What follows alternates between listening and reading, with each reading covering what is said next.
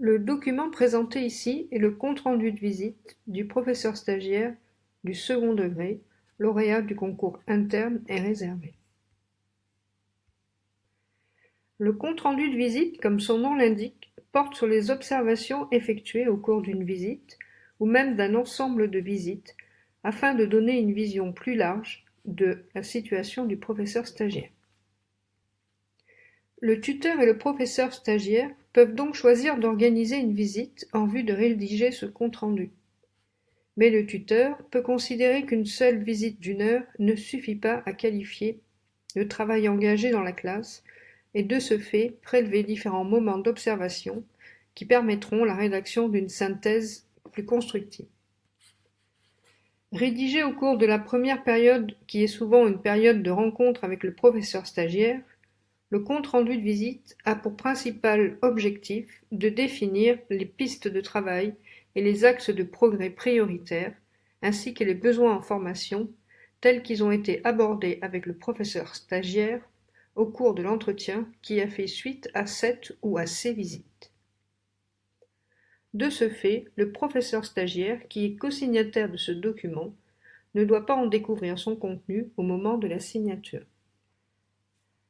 Le compte-rendu de visite est un document qui se compose de 4 parties. La première partie concerne l'identité de chacun. La deuxième présente la ou les situations retenues. Il s'agit ici de préciser le contexte et les conditions matérielles et pédagogiques d'enseignement, comme l'aménagement de la classe et l'organisation de l'enseignement, c'est-à-dire l'organisation de l'espace et du temps, les outils mis à disposition, etc. La troisième partie porte sur l'analyse de l'activité du professeur stagiaire, ses réussites, ses difficultés, l'écart entre le prévu et le réalisé. Elle se termine par un bilan intermédiaire qui explicite les points forts constatés, les axes de progrès dégagés et les pistes de travail envisagées. Cette analyse doit s'appuyer sur des observations en lien avec la conduite et gestion de la classe, comme par exemple le climat de la classe et des relations, la prise en charge et la gestion du groupe, les modalités d'intervention de l'enseignant, l'exercice de l'autorité, ainsi que les modalités et organisation des activités des élèves. Les éléments attestant de la préparation de la classe et des activités proposées aux élèves, comme les fiches de préparation et les supports donnés aux élèves, doivent faire l'objet d'une attention particulière. La dernière partie permet de réaliser une évaluation intermédiaire des compétences qui auront pu être observées au cours de la ou des visites.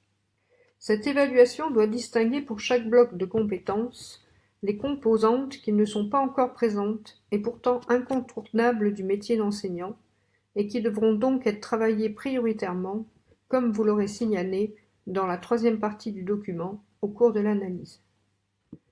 Les composantes qui sont en cours de développement et les composantes suffisamment développées. Les composantes qui n'auront pu être observées seront mentionnées sous l'item NO, signifiant non observé. Ce qui revient à dire que chaque composante doit être associée à un item 1, 2, 3 ou NO et qu'aucune case ne doit rester sans évaluation pour ne pas laisser penser que vous, tuteur, ne souhaitez pas vous prononcer par rapport à un aspect de l'activité professionnelle de votre stagiaire. Le document présenté ici est le compte-rendu de visite du professeur stagiaire du second degré, lauréat du concours interne et réservé. Le compte-rendu de visite, comme son nom l'indique, porte sur les observations effectuées au cours d'une visite ou même d'un ensemble de visites afin de donner une vision plus large de la situation du professeur stagiaire. Le tuteur et le professeur stagiaire peuvent donc choisir d'organiser une visite en vue de rédiger ce compte-rendu. Mais le tuteur peut considérer qu'une seule visite d'une heure ne suffit pas à qualifier le travail engagé dans la classe et de ce fait prélever différents moments d'observation qui permettront la rédaction d'une synthèse plus constructive. Rédigé au cours de la première période qui est